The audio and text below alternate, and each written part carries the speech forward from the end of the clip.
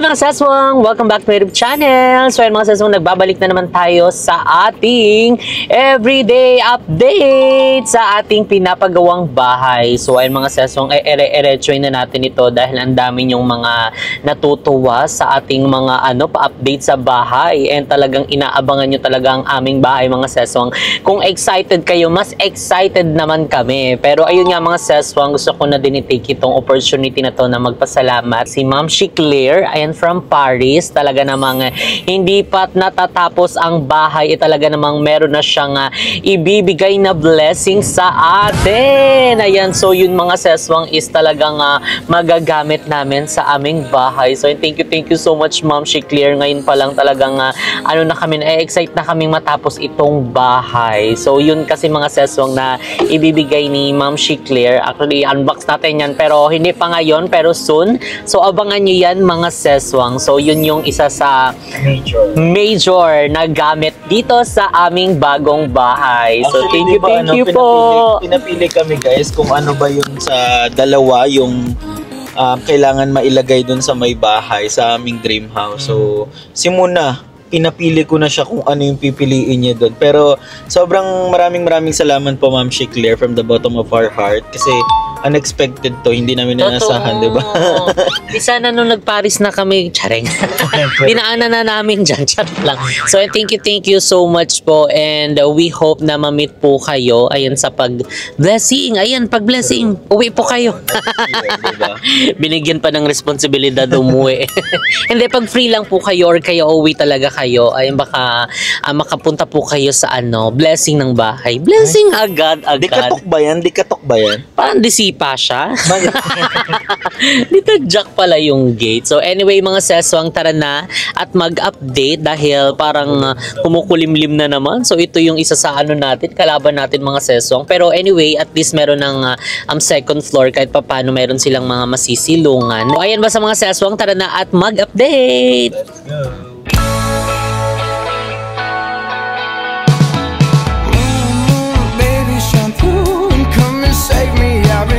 Lady luck ever since she started hating. I've been waking up too early. I miss our crazy hazes in the middle of the night. Watch the stars from different places. And the phases we call love won't ever start to change. But do you ever wake up feeling like everything is strange?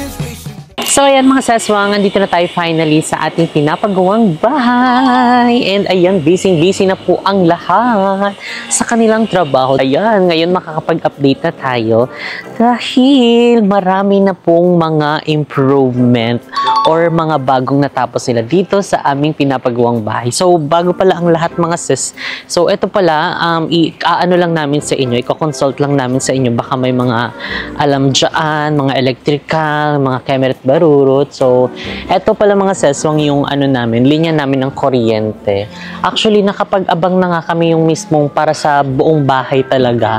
Kaso ang binigay sa amin na ito lang parang for the lang siya, temporary lang. So ang kasi namin yung pang permanent na yung hindi na kailangan tanggalin kapag ayos na yung bahay. So ito kasi yung pinrovide nila sa amin, yung Meralco. So ganun ba talaga ang pag-process or okay na parang idiretso na siya sa yung pinaka na talaga namin poste. So ayun, nagpagawa na nga kami ng mismong poste para dito yan sa aming bagong bahay. So yan muna yung binigay nila sa amin. So ganun ba yung pag-process doon? So sa lahat ng mga nakakaalam, i-comment nyo na lang yan down below para alam namin kung ano yung mga gagawin namin kapag mag-a-apply na kami yung totoong kuryente na namin. Kasi mukhang hindi kakayanin yan ng lang ng ganyan lang kasi medyo malaki-laki itong bahay. So baka bumigay yan. So anyway, ayan ito, na-update naman namin ito. So ito yung aming car garage. So andito yung ating parking area. So ayan, diba? So unti-unti na po nilang finish to. Unti-unti na nilang wina-wipe out dahil nagbubuhos na po sila sa taas. So paunti-unti lang kanilang kasi yung iba, kumbaga parang ang ginagawa nila, nagse-separate sila ng mga task. So yung kunyari, yung 5 naghahalo para sa pagbubuhos, yung 5 naman para sa mga nag-assemble ng bakal, para sa mga poste ng second floor, and yung iba naman is andon sa taas na. Kumbaga parang talagang ano sila, teamwork kung tawagin. May nagtatanong pala kung bakit daw butas yung yung dito sa side namin. Ayan ang parang car garage. So, sinadya talaga itong mga seswang kasi hindi pa naman tapos dahil meron talaga to siyang cover. So, it means hindi mababasa or hindi maglaste-laste yung dito sa mismong tabi ng parking. So, basta may cover pa yan siya, hindi pa kasi tapos. So, kalmahan nyo lang, okay? Ano tayo? Trust the process tayo mga sis. So, paunti-unti lang ang mga kaganapan dahil hindi naman mga robot ang mga gumagawa dito. So, tao yan sila, nagpapahinga, napapagod, nagugutom. At, yun na nga. So, anyway, ayan dito tayo sa loob. So, dito ay na-update na namin na wala nang masyadong mga kahoy. Gawa nga ng tinanggalan na nila dahil medyo okay-okay na yung flooring ng ating second floor. And ito din pala, meron kaming ipapakita sa inyo dahil sobrang nanghihinayang ang mga person, ang mga tao dito sa ano namin. Dito sa likod, yung ano pa niya, wala bang malalaglag dito? Tao po. Ayan. Wala naman, nasa kabila naman sila. So, ito yung vacant lot pa namin dito. So, yung setback, kasi nga, yun yung inaano nila eh. Parang kailangan mag-setback or kaya kailangan hindi mismong sakupin ng buong bahay nyo, yung mismong lote. So, tingnan nyo oh, ang lawak pa. Parang pwede pa tong lagyan ng ano, ng kwarto, pwede pa to siyang gawin ng ano. Diba? Sobrang lawak pa. So, siguro papalagyan na lang namin to ng bubong kasi ang pangit naman kapag naka-open. Tapos, pwedeng dito na rin yung ibang mga kagamitan. Yung hindi pwedeng ma-expose doon sa loob. And, syempre, yun din yung isa sa ano namin. Hindi na namin kailangan pa bumili ng sobrang daming gamit dahil yun din yung nagpapagulo at nagpapasikip ng bahay. And, ayan, may mga kahoy pa tayo dito, yung mga phenolic. Pero, ayan, siguro gagamitin pa nila yan kasi magbubuhos pa sila sa second floor. And for the meantime, dito sila nagluluto. Ayun, kasi nga, yung nilulutuan nila doon, parang umaano yung ano, anggi ng ulan. So, dito na sila dahil, tingnan mo, di ba meron na second floor. So, nakakapagpandong-pandong na sila. Hindi na sila mag-worry kapag lumakas yung ulan. So, yun din kasi yung iniisip namin na kapag umuulan, yung kawawa naman yung mga gumagawa dito. And, ito yung isang klase ng phenolic board. Ayan, kasi yun yung kahoy. Tapos ito yung parang plastic na version niya. Pero mas matibay siya. At saka mas malinis. Diba? Compare, tignan mo yun. Oh. Gamit na yun. Pero parang ano na. Parang binabad na siya sa ano. Sa tubig. So ito tignan mo. Gamit na rin. Pero maganda pa rin yung kanyang lagay. So ayan. Tara, sisilip tayo sa second floor. Ayan. Opa, tignan mo. O, para na silang nag-ano dyan. Naghagdan-hagdan. Oh. Ay, nalipat na rin to. Ito. Kasi nga, ginagawa na nila yung bandang ano, yung high ceiling. O, diba? Sige po. Bababa pa.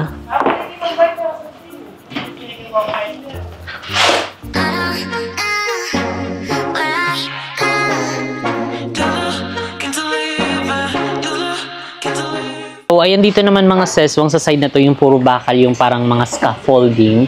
So, medyo binabawas-bawasan na nila ng mga iilang mga ganyan o mga bakal. So, baka next week tanggalin na nila ito buong mga bakal, di ba? Kasi medyo matagal na rin naman yung nabuhusan. And ayun sa mga nagtatanong, yes mga seswang, lalagyan din po itong ng fence yung buong bahay kasi kailangan merong fence to, hindi pwedeng open lang yan siya. So ay magkakaroon ng buong fence dito sa buong paligid ng mismong bahay. So ay tignan nyo naman yung ano, kapitbahay. Kitang-kita na natin sila mga sis. Diba ang bababa lang ng mga ano nila, mga gate, mga dingding. Diba kung sa atin pa talagang wala na makikita dapat yung kapitbahay. Dito kasi may mga restrictions sila. So medyo medyo mahigpit. So, ganun talaga, kailangan natin sumunod sa mga, nila dito, rules and regulation. Kasi kung hindi natin mababawi ang ating bans. So, yun, ang bans pala mga seswang is binabayad yun ng mga construction ban. Ayan, lalo kapag mga ganito. And depende din sa laki ng bahay yun mismo mga ses, kung magkano yung sisingilin ng mismong subdivision. So, yung amin medyo malaki-laki. So, medyo malaki din yung bans na kukunin namin. So, refundable naman yung mga ses. Basta wala lang tayong mga nilabag, yung yung mga restriction na ano. So, sumunod naman kami sa mga ano nila, rules nila. So, katulad nito, mga setback, ayun, di ba? Kahit na medyo nanghihinayang tayo, pero mas nakakapanghinayang yung hindi natin makuha ang buns. Pero ang original nito mga seswang is itong mismong ano na ito, poste na ito, is nakasagad to dito. Yun yung pinaka-plan namin na. Yun din yung nasa plano ng ano, ng drawing, pero since ayun nga may mga restriction dito sa subdivision, hindi nila inalaw kasi nga yun yung kanilang mga rules. So ayun, para nga hindi maharangan yung ano namin ilalagay dito. So doon dapat siya. Pero since kailangan namin makuha yung bond, so sinunod na lang namin, dyan na lang siya ilagay dahil wala tayong magagawa kung hindi tayo sumunod, hindi natin makuha yung construction bonds natin. And ayun, di ba? Excited din na matanggal din to kasi makakapaglakad natin sila dito ng maayos kaya hindi na sila mag-untog-untog, mag-iwas-iwas. So baka pwede na tayo umakyat sa taas. Wala na ba nagpupukpok dyan? Baka mapukpok ka. So, tara, akit tayo. Let's go. Hi! Pastor po. Good afternoon po. Sige lang po. So, ayan, nandito tayo sa taas. And tignan nyo naman yung mga ginagawa nila dito, mga sis. Ayan, o, diba? Mga ilang ganyan yan, kuya? 10? Tatlo? Ah, ipapantay lang. Wow. Oo nga, nasaraduhan na pala nila to, oh. Nung nag-visit kami, walang ganyan. Hanggang dito lang siya. Pero ayun, nasaraduhan na. And next is eto na. Tapos hanggang doon. Ay, hanggang sa CR na daw. Hala, diba, mabilis na lang to talaga mga sis. Tapos meron tayong paano-ano din dito. Oh, wow, pabintana. Kamusta ang mga neighbors natin dyan sa likod? How are you? So, ayan ngayon is nagkakaroon lang ng checking. Ayan dito sa ginagawa. So, dito yung mga nag-check sa team ng JPS. So, ayan dito muna tayo mga ses. Ayan, dito tayo. Ayan, so nalagyan na rin nila to ng additional na form block. So, medyo nataasan na din siya. And ayan, siguro ang yung next na ilalagay nila dyan is yung mismong beam na. Kasi dito sa side na to, nalagyan na rin ng mga beam na buhusan na. So next nila is ditong side. So kung makikita nyo, di ba, hiwa-hiwala yung mga gumagawa. Kasi meron silang kanya-kanyang task na ginagawa para mas mapabilis ang construction dito sa aming bahay. So yun guys, since bintana dito, ayan, naglagay sila ng parang, ano bang tawag dito guys? Comment down below. Ito oh.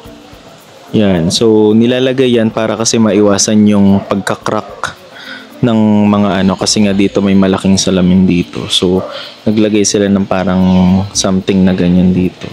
So comment down below, hindi ko alam kung anong tawag dyan, pero na-mention yan ni mo dati na naglalagay ng ganyan bago doon sa mismong salamin. So yun guys, dito naman tayo sa area na to. Kasi hindi siya na-update eh. So, dito, nagsisimula na sila maglagay ng mga division. Ayan. Anong tawag mo nga dito?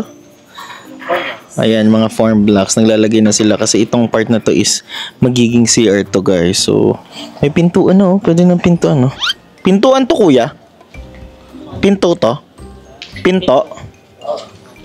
Ayun, pinto din. Pasensya na guys, hindi ko kasi alam yung plano at hindi ko kabisado, kaya sorry na. Ah, okay. Alalagyan. So ito pala yung pintuan niya. Papuntang CR. Oh, 'di ba? Meron na. So nakabit na rin guys dito yung mga yung mga pang-inidoro, pang-tubig. At saka ayun, nalagyan niya siya ng division, 'di ba? So sa susunod nito guys is magkakaroon na ng mataas yan na division.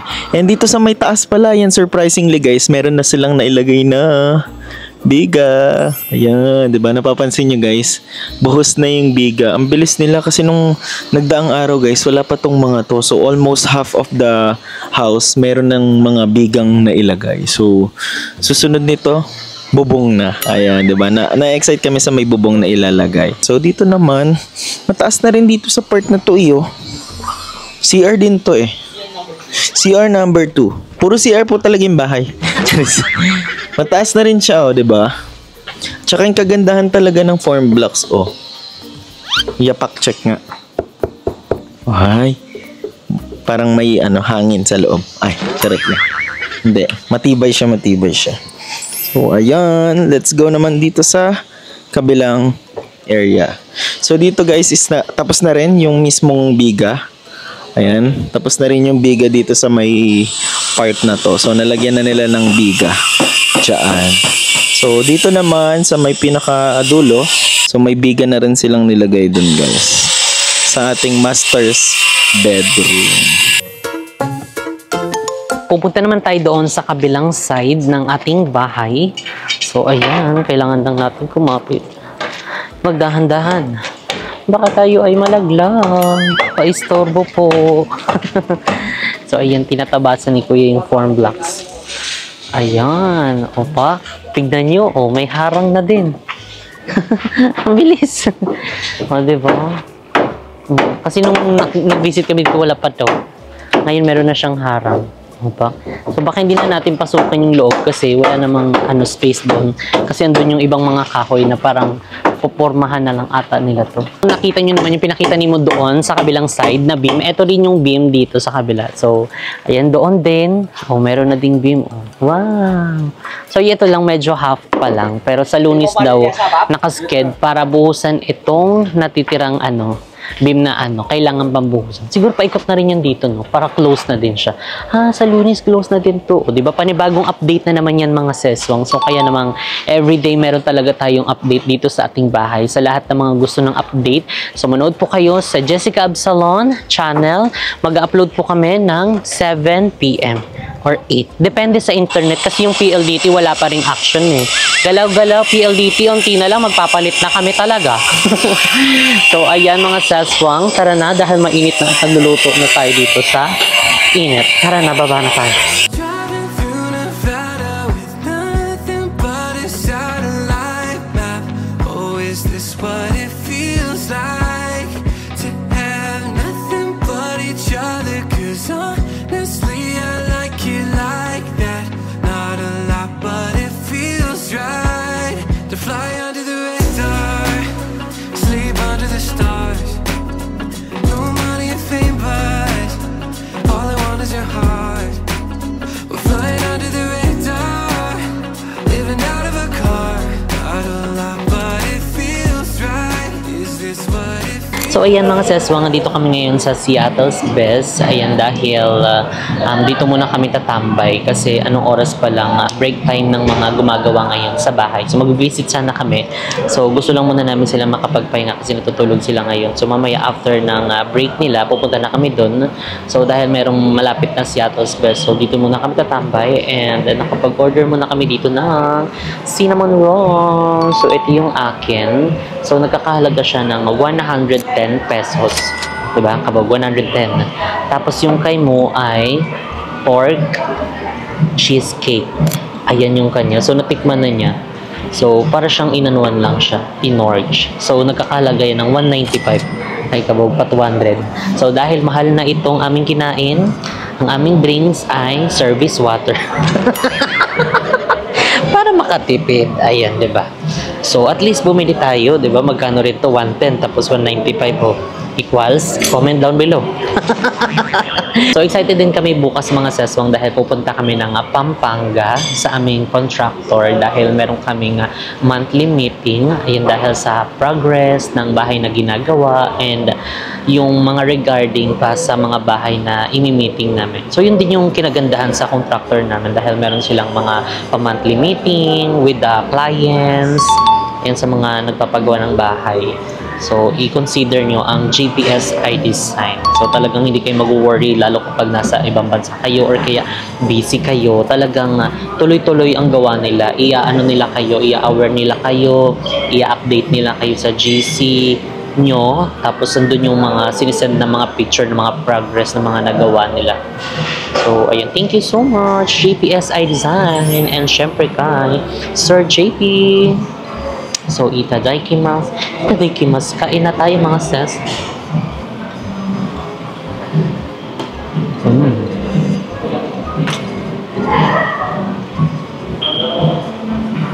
Bet ko siya. Kasi hindi siya yung typical na sinabon na super tamis. Yung as in umay na umay. Ito tama lang yung tamis niya mga sis. Yung cinnamon, very ano lang siya mga sis. Very tama lang siya sa ano, kapal ng tinapay. Yung kapal ng tinapay, syempre walang lasa. Tapos yung taas niya, andoon yung cinnamon, tapos yung mga kung anik-anik na mga pampatamis. So, tamang-tama lang siya. Hindi umay. Tapos sabayan mo pa ng plain drinks, tubig. Pero malamig. And yan pala mga seswang, dahil may mga nagko-comment sa aming video yung nagpunta kami ng IKEA dahil nagtingin-tingin kami doon ng mga inspo kung paano yung itsura ng mga ganito-ganyan, mga cabinets. Ay nag-check kami doon and may nag-comment doon na mag-check din daw kami sa mga local furnitures. Ayan yung mga ibang mga kagamitan sa bahay. So abangan nyo yung mga sesong dahil isa yun sa exciting part. Ayan yung pagbibili natin ng gamit. Alam, medyo magastos, madugo, pero yun yung isa sa ano parang bubuuhin mo na yung mga kagamitan sa bahay. Pero wala pa naman tayo sa part na yun kasi tinatayo pa tong bahay natin. And ayun, basta excited yun sa part na yun dahil i-update namin kayo, sasamahan nyo kami sa journey namin sa pagbuo ng mga gamit sa bahay namin. And syempre lahat ng mga comment yung mga seswang, sobrang na-appreciate namin yan. So maraming salamat sa lahat ng mga nanonood sa amin and also sa lahat ng mga nagla-like din ng mga videos and nag-iiwan din ng mga comment nila. Ayan talagang grabe naman kayo. Pasabog kayo mga sis. Thank you so much. So, more comment mga sis dahil nagre-reply kami dyan. Pwera na lang sa mga negative eme dyan. Bahala kayo dyan. Love ko to. Hindi masyado matamis. Tama lang. Hindi siya umay.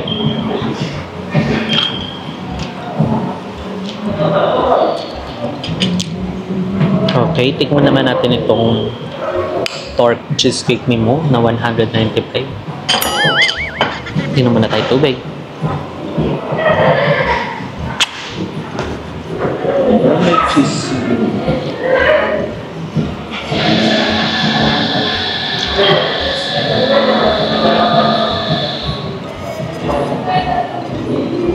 Tamis.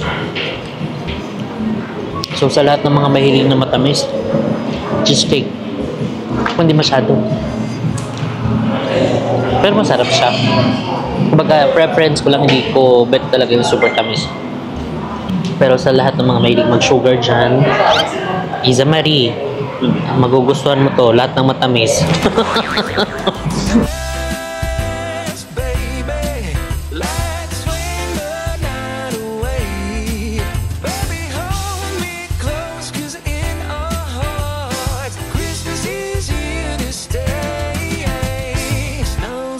Falling gentle and bright, candles glow in the winter night.